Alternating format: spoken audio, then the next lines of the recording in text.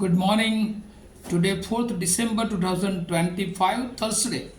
Wisdom of Word of God morning ડિવોશનમાં આપ સર્વનો આવકાર કરવામાં આવે છે અને આજે આપણે પ્રભુના વચનોમાંથી નીતિ વચનો અને એનો 15મો અધ્યાય અને એની 13મી કલમ પર ટૂંકું મનન કરવા માગીએ છીએ અને પ્રભુનું વચન આપણને આ પ્રમાણે કહે છે, અંતઃકરણનો આનંદ મોઢાને પ્રફુલ્લિત કરે છે પણ હૃદયના ખેદથી મન ભાગી જાય છે.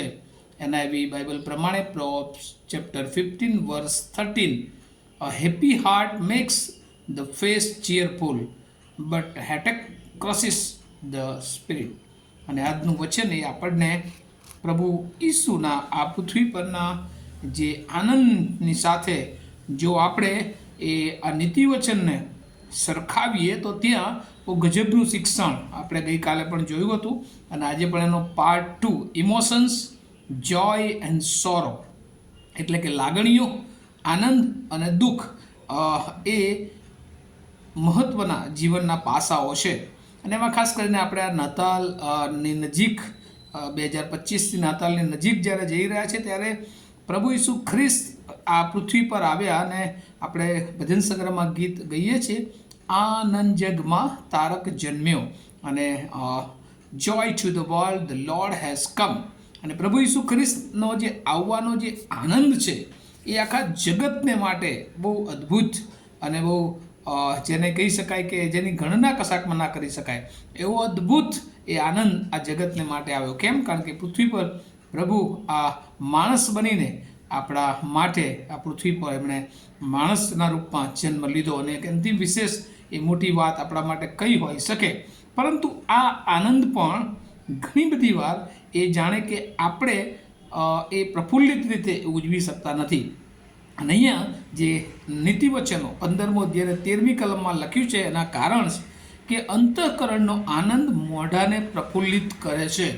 અને એ ખરેખર ઈસુ એ આપણા હૃદયમાં જ્યાં સુધી જન્મ હોતો નથી અથવા તો પ્રભુ ઈસુ ખ્રિસ્તનો એ આપણા માટેનો હેતુ એ આપણે એનાથી અજાણ હોઈએ છીએ અથવા તો આપણે પ્રભુ ઈસુ ખ્રિસ્ત પર વિશ્વાસ કરતા નથી અથવા તો પ્રભુ ઈસુ ખ્રિસ્ત અને આપણે આપણા જીવનના તારણહાર તરીકે સ્વીકાર્યા નથી.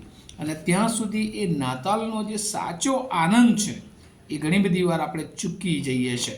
અને એટલે એવું કહેવાય છે કે અંતઃકરણના આનંદ એ મોઢાને પ્રફુલ્લિત કરે છે. અને જ્યાં સુધી હૃદયમાં એક અવિશ્વાસનો આનંદ, પ્રભુ ઈસુના જન્મનો આનંદ, એ પ્રભુ ઈસુ ખ્રિસ્તની ઉજવણીનો આનંદ એ હૃદયમાં, એ અંતઃકરણમાં ત્યારે જ આવે છે કે જ્યારે આપણે પ્રભુના ઓળખમાં હોય અને સાચા પ્રભુના બાળકો હોય.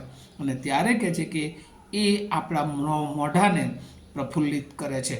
અને એ બાબતો આપણે જો જૂના કરાર તરફ સરખાવીએ ને તો મૂસા એ જ્યારે દેવની હજુરમાં જાય છે અને પછી એ દેવ સાથેનો એનો સંપર્ક, દેવ સાથેની એની મુલાકાત અને ત્યાર પછી આવે છે તો એનો જે ચહેરો છે બહુ ચળકાટ મારતો, બહુ પ્રફુલ્લિત, કારણ કે એનામાં દેવનું પ્રકાશ, દેવનું અજવાળું, દેવનો આનંદ એના ચહેરા ઉપર એ જોઈ શકાય છે. અને એવી જ રીતે પ્રભુ કહે છે કે આપણા હૃદયમાં જ્યારે પ્રભુ ઈસુ જન્મ લે છે, પ્રભુ ઈસુ એ આપણી લાગણીઓમાં, આપણા વિશ્વાસમાં બહુ મહત્ત્વનું સ્થાન ધરાવે છે, ત્યારે આપણે એ આપણા ચહેરા પર એ પ્રફુલ્લિત રીતે એ લોકોને એ પ્રદર્શિત કરી શકીએ છીએ.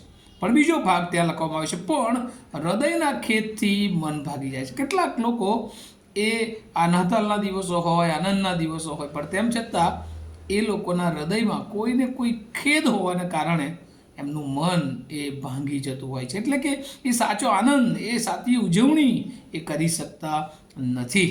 અને એની પાછળ ઘણા બધા કારણો એ હોય છે. કારણ કે ઘણી બધી વાર આપણા જીવનોમાં બાઇબલ તો કહે છે કે તમે ખેદ ન કરો પણ પ્રભુમાં આનંદ કરો. પણ ઘણી બધી વાર આપણે એ ખેદ કરીએ છીએ. બે પ્રકારની લાગણીઓ આજે સવારે આપણને શીખવે છે પ્રભુ, એક આનંદિત હૃદય અને એક દુઃખી હૃદય. હવે આનંદિત હૃદય એ ત્યારે જ બની શકે છે જ્યારે અંતઃકરણમાં એ આનંદ હોય, અને બીજું કે જેના હૃદયમાં ખેદ હોય છે. આ દિવસોમાં આપણે જોઈએ છીએ ઘણા બધા નાતાલ મહિનાનો આનંદ એ ચૂકી જાય છે. કેમ? કારણ કે નાતાલ મહિનામાં જ પોતાના સ્વજનો એ મરણ પામ્યા હોય અથવા મરણ પામતા હોય, અને એટલે એ લોકો એ સાચા અર્થમાં એવું સમજે છે કે હવે આ વખતે તમારે નાતાલ નહીં થાય. કેમ? કારણ કે આ અમારા કુટુંબમાં પ્રસંગ બને. પણ ભલાઓ, આ બધી બાબતોથી આપણે હવે બહાર આવવાની જરૂર છે. અને આનંદનો પ્રસંગ હોય, ભલે દુઃખદાયક ઘટના બની હોય, પણ એ તો ઈશ્વરની ઈચ્છા અને યોજનાની વાત. ચોક્કસ આપણને દુઃખ હોય, આપણા લાગણી હોય, આપણું સ્વજન એ આપણી પાસેથી જાય, પણ એનો મતલબ એવો નથી કે આપણે ઈસુની ઉજવણી ના કરી શકીએ આનંદની.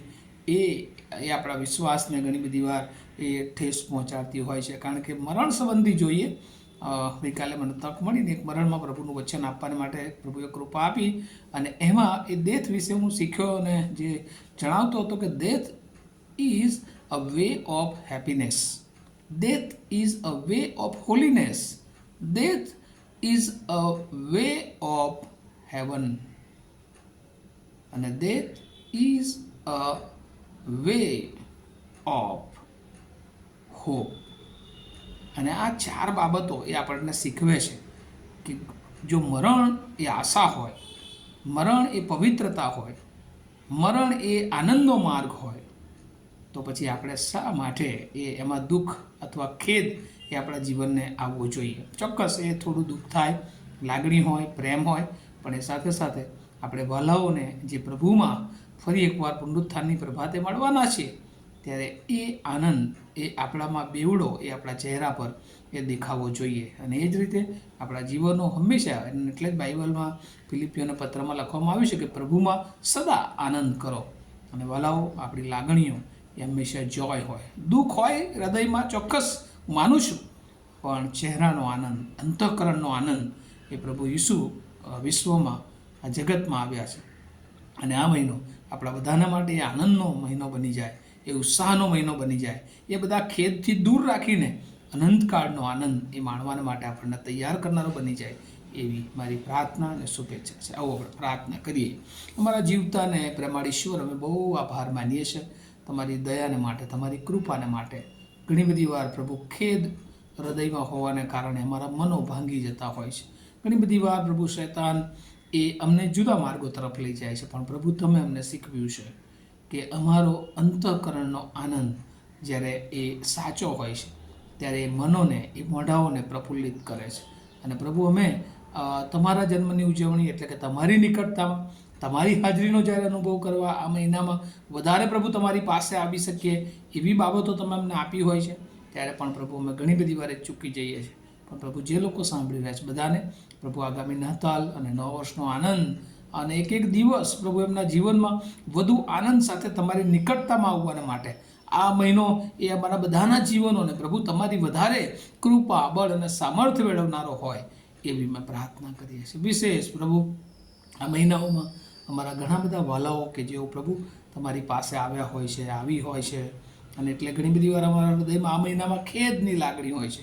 પણ પ્રભુ તમે અમને કહ્યું છે કે જે વાલાઓ અમારા પ્રભુમાં મરણ પામે છે તેઓને અમે એક દિવસ મળવાના છે, ત્યારે મળવાનો આનંદ સાથે પ્રભુ આ દિવસો અમે પસાર કરીએ એવી તમારી કૃપા માગતા અમે બધા જ અમારા જીવનો તમારા હાથોમાં મૂકતા મારી પ્રાર્થના ઈસુ પ્રભુના નામમાં સાંભળો, તેનો સ્વીકાર કરો.